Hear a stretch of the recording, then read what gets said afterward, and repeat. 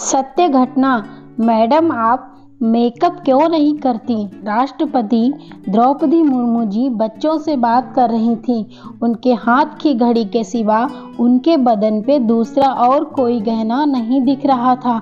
इतना ही नहीं, सारे विद्यार्थी इस बात से हैरान थे कि उन्होंने अपने मुंह पे खुशबू वाली पाउडर भी नहीं लगाई थी। भाषण अंग्रेजी में हो रहा था। राष्ट्रपति जी ज़्यादा से ज़्यादा 5 मिनट ही बोली होंगी। उस 5 मिनट के भाषण के शब्द समाज में जागरूकता निर्माण करने वाले और दृढ़ संकल्प से भरे हुए थे। बच्चों ने सवाल पूछना शुरू किया। कुछ सवालों के बाद पीछे बैठे एक बच्चे ने डरते डरते पूछा, मैडम, आप मेकअप क्यों नहीं करती? राष्ट्रपति जी का चेहरा अचानक पीला पड़ गया। उनके माथे पर अचानक से पसीने की कुछ बूंदें आने लगीं। चेहरे की मुस्कान अचानक गायब होने लगी। सामने बैठे बच्चे उठक मैडम की ओर देखने लगे। रखी हुई पानी की बोतल उठाई और अपने मुंह में कुछ बूंदें मारी। एक नज़र बच्चों की ओर देखा और सवाल पूछने वाले बच्चे को बैठने का इशारा किया। राष्ट्रपति जी ने बहुत ही विनम्रता के साथ बोलना शुरू किया, बेटा, तुमने काफ़ी अनोखा, दुविधा में डालने वाला सवाल पूछा है, लेकिन इसका जवाब एक शब्द में देना मेरे लिए मुश्किल है। इसके लिए आपको मेरी कहानी जाननी होगी। तो क्या आप तैयार हो? बच्चे भी हाँ में सर हिलाए। मैडम ने बोलना शुरू किया, मेरा जन्म ओडिशा राज्य के एक आदिवासी परिवार में हुआ। बगल में बैठे कलेक्टर साहब भी कान ऊंचे करके सुनने लगे। हाँ, सच में मेरा जन्म ऊपर बेड़ा गांव के आदिवासी परिवार में एक झोपड़ी में हुआ था। उसके पास एक खदान थी। माँ और पिताजी दिन भर खदान में मेहनत करते थे। मेरे 2 बड़े भाई और एक बहन थी। हम सब एक ही छोटी सी झोपड़ी में रहते थे। बारिश आने पर झोपड़ी की छत से पानी टपकता था।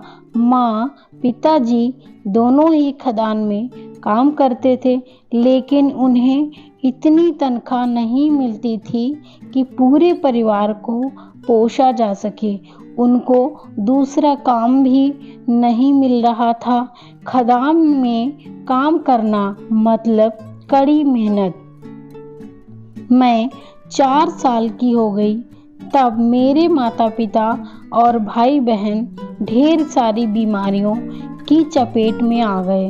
हमें उस वक्त ये पता नहीं था कि ये बीमारियां खदान में काम करते वक्त उड़ने वाली धूल से हो रही थीं। उसके बाद अगले ही साल भगवान ने मेरे दोनों भाइयों को बुला लिया। कलेक्टर साहब ने एक बार नज़र घुमाई और रुमाल से अपने आंसू पोंछने लगे। उस वक्त सूखी रोटी और पानी यही हमारे नसीब में था। भूख की वजह से ही दोनों भाइयों का देहांत हुआ था। मेरे गांव में डॉक्टर छोड़िए एक स्कूल भी नहीं था। क्या आप एक ऐसे गांव की कल्पना कर सकते हैं जहां डॉक्टर, स्कूल, बिजली और शौचालय भी ना हो? घर के काम में हाथ बट जाएगा, ये सोच के पिताजी एक दिन मुझे भी खदान में काम करने ले गए। मैंने खदान में काम शुरू कर दिया। खदान की गहराई में जाकर पत्थर उठाना और उन्हें जमा करना, यही मेरा काम था। उस दिन मैंने पहली बार पेट भरकर खाना खाया, पर मुझे उल्टियाँ हो गईं। जब मुझे पहली कक्षा में होना चाहिए था तब मैं खदान में पत्थर जमा कर रही थी। कभी कभी जमीन ढहने के कारण बहुत सारे बच्चे भी मर जाते थे, तो कभी खदान के अंदर जहरीली हवा के कारण मरने वाले बच्चे मैंने देखे हैं। ये सारी चीज़ें मानो मेरे लिए आम हो गई थी। दिन भर काम कर कर कम से कम एक वक्त का पेट भरकर खाना मिलता था, लेकिन भूख और जहरीली हवा के कारण मैं और भी एक साल बाद मेरी छोटी बहन भी खदान में काम करने लगी। फिर क्या था, माँ, पिताजी, बहन और मैं सब खदान में काम करने लगे। लेकिन किस्मत को ये मंजूर नहीं था। नियति ने भी एक बार फिर से हमारी परीक्षा ली। उस दिन मुझे बहुत बुखार था, मैं काम पर जा ना सकी। अचानक जोरों से बारिश हुई। खदान में काम करने वाले सैकड़ों मजदूर फंस गए। उसमें मेरे माँ, पिताजी और छोटी बहन भी थी। क्लास में मौजूद सबके आंखों में पानी आ गया। मैं सिर्फ 4 साल की थी। फिर मैंने एक आश्रम स्कूल में पढ़ना शुरू किया। मेरे गांव में पढ़ने लिखने वाली मैं पहली औरत थी। आपके मन में भी यह सवाल आया होगा कि इस बात का उस बात से क्या संबंध। आपने सवाल पूछा था ना कि मैं मेकअप क्यों नहीं करती हूँ। सबने एक नज़र चारों तरफ घुमाई। पढ़ाई करते समय मुझे पता चला कि खदान के अंधेरे में जो खनिज मैं जमा करती थी वही मेकअप प्रोडक्ट में इस्तेमाल किए जाते हैं। ज़्यादातर मेकअप प्रोडक्ट में चेहरे पे चमक लाने के लिए इसी एलिमेंट का इस्तेमाल किया जाता है और इसे खदान से निकालने के लिए रोज 20,000 बच्चे अपनी जान जोखिम में डालते हैं। उनकी गुलाब जैसी कोमलता, उनके खाक हुए सपने, भटकती जीवन शैली और खदान में काम कर कर उनका टूटा हुआ शरीर और खून आपके गालों पर सवार होता है।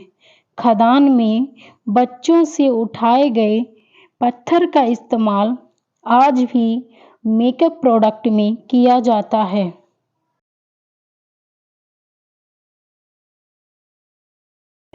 अपने सुंदर चेहरे को चमकाने के लिए अब आप ही बताइए, मैं चेहरे पर मेकअप क्यों करूं? खुद के भाइयों की याद में पेट भर खाना कैसे खाऊं? वो भूख की वजह से भगवान के घर चले गए। माँ की याद में महंगे कपड़े कैसे पहनूं, जिसे जिंदगी भर एक फटी हुई साड़ी के अलावा कभी कुछ नहीं मिला। जब राष्ट्रपति जी जाने लगी तब सब लोग खड़े हो गए। सबकी आंखों में हल्के हल्के आंसू थे, लेकिन गर्दन गर्व से ऊंची थी। इतने सालों के अथक कष्ट और परिश्रम के बाद द्रौपदी मुर्मू जी भारत की पहली नागरिक महामहिम राष्ट्रपति जी बनी। द्रौपदी मुर्मू भारत की 15वीं राष्ट्रपति हैं। उनका जीवन और अथक परिश्रम हर भारतीय को प्रेरणा देने वाला है। राष्ट्रपति द्रौपदी मुर्मू जी की कहानी विशेषता हर शोषित, वंचित और दुर्बल घटक को प्रेरणा देने वाली है।